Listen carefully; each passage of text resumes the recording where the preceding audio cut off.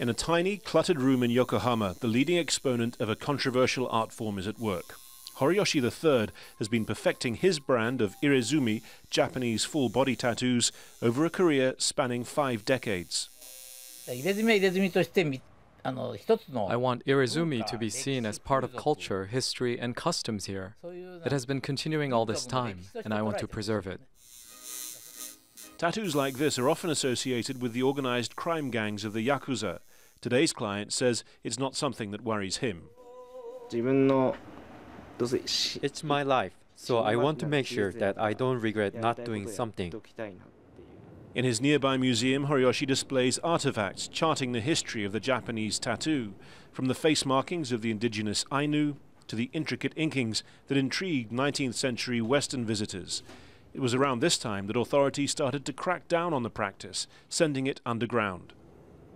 For HORYOSHI, it's a long tradition in history that's been overshadowed by a much more recent association with gangsterism and violence, an association he says is now changing.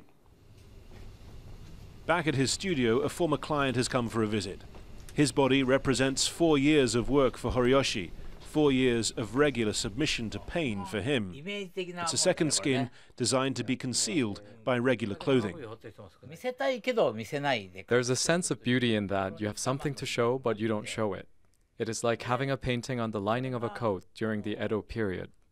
When you're wearing it, you can't see it, but it's revealed when you take it off. But if there's beauty, there's also horror in much of the imagery. Ghosts, demons, severed heads, violence. For a man trying to bring tattooing out of the shadows, why so much darkness? To contrast the strong images, you'd put flowers at his feet. By bringing together the opposites, you create balance. Incorporating the grotesque and the beautiful makes one enhance the other. HORYOSHI doesn't hide the fact that many of his clients over the years have been Yakuza members, nor does he hide his missing fingertip, keen to clarify that he lost it to a raccoon bite rather than a gangster punishment. But he says the proportion of Yakuza customers has been falling year by year. More people want his work on their bodies for its own sake, to be a living canvas for a long-standing, intricate Japanese art form. Fawcett, Al Jazeera, Yokohama, Japan.